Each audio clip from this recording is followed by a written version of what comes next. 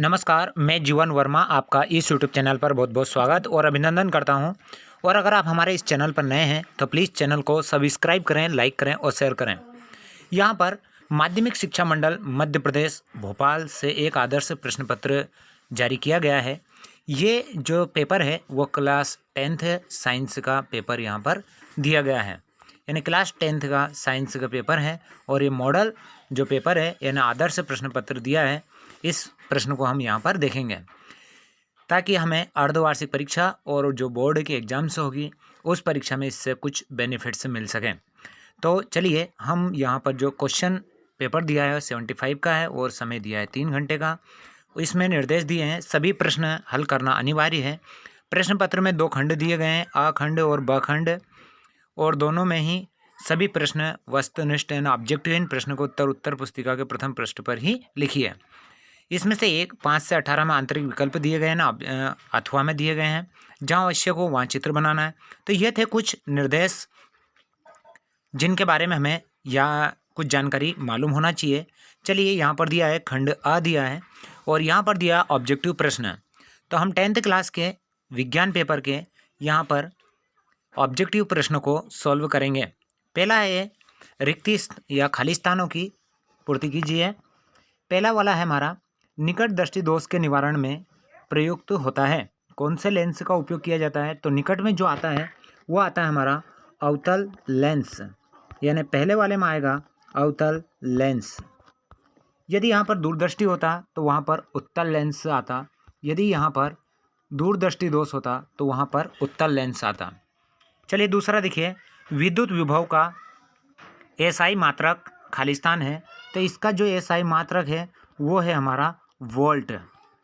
इसी के बाद देखिए दिया हमें खालिस्तान ग्रह लाल ग्रह का दिखाई देता है, यानी कौन सा ग्रह है जो लाल रंग का दिखाई देता है? तो वो है हमारा मंगल ग्रह, यानी मंगल ग्रह को लाल ग्रह कहा जाता है।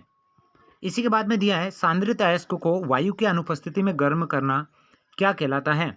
तो वो कहलाता हमारा निस्तापन। निस्तापन कहलाता है। यदि वायु की उपस्थिति होती तो उसे भर्जन कहा जाता है। यहाँ पर दिया है 5th वाला, पॉलीथीन खालिस्तान का बहुलक है। तो ये एथिलीन का या फिर एथीन भी कह सकते हैं।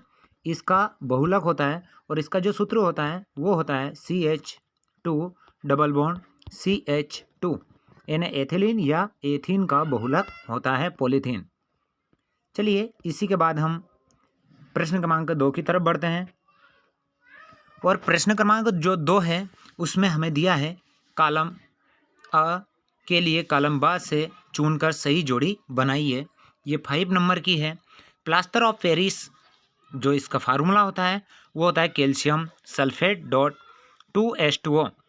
टाइटेनियम को जो धातु कहते हैं वो कहते हैं रणनीति धातु। PVC इसका पूरा नाम होता है पॉलीविनाइल क्लोराइड। पौधों में भोजन का स्थानांतरण कौन करता है? तो वो करता है हमारा फोलाइम करता है। और आंवले में विटामिन C पाया जाता है। तो ये थी हमारी सही जोड़ियाँ, इनको भी कंप्लीट कर लीजिएगा आप। इसी के बाद चलिए प्रश्न क्रमांक हम तीसरे की तरफ बढ़ते हैं। इसमें दिया है सही विकल्प चुनकर लिखिए। ओजोन परत नहीं आने देती है। तो ये किसको नहीं आने देती है? तो ये पराबैंगनी विकिरणों को नहीं आने देती है। बॉक्साइट किसका अयस्क है? तो बॉक्साइट एल्यूमिनियम का अयस्क है। विद्युत धारा का उत्पन्न करने की युक्ति को कहते हैं, यानी उसे कहा जाता है जनित्र। तो इसका आएगा स वाला, जनित्र कहा जाता है। तो ये थे 3 प्रश्न।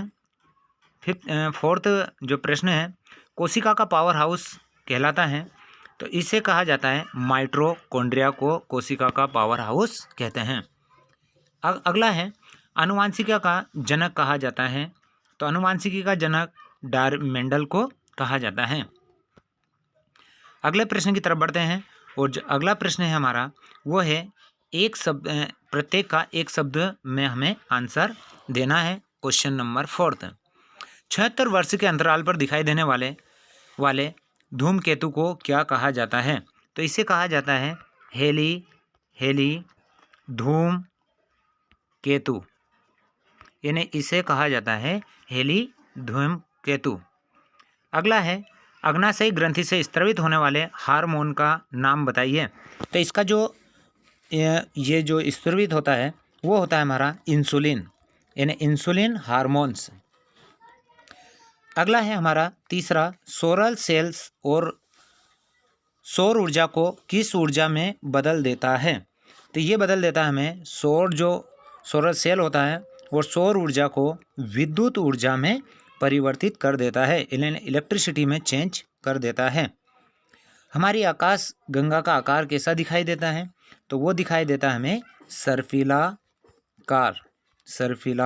कार दिखाई देता है।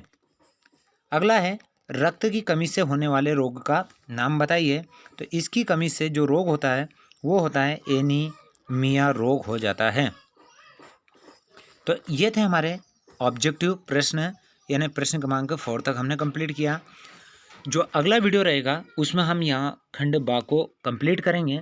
और खंड बा में जो दिया है, परावर्तन के नियम क्या है, तारे टिमटिमाते हुए क्यों दिखाई देते हैं, फ्लेमिंग के बाएं हाथ का नियम चित्र द्वारा समझाइए, सरल धारा और प्रत्यावर्ती धारा में 2 अंतर लिखिए, निम्नलिखित योगियों में से किन्हीं 2 के अणुसूत्रों और IUPAC नाम लिखिए। तो इन प्रश्नों को हम क्या करेंगे, इनको आप मन से हल करने की कोशिश करेंगे और अगले वीडियो में हम इन प्रश्नों के उत्तर भी आपको प्रोवाइड कराएंगे।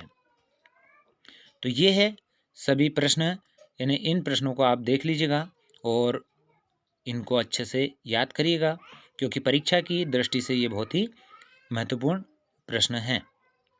तो प्रश्न क्रमांक 18 और यहाँ पर ये जो है हमारे ये प्रश्न क्रमांक 18 यानी प्रश्न क्रमांक 18 तक ही हमें दिए गए हैं। तो चलिए अगले वीडियो में हम इनके जो आंसर रहेंगे वो आपको प्रोवाइड कराते रहेंगे। इसी के साथ जय हिंद, जय भारत।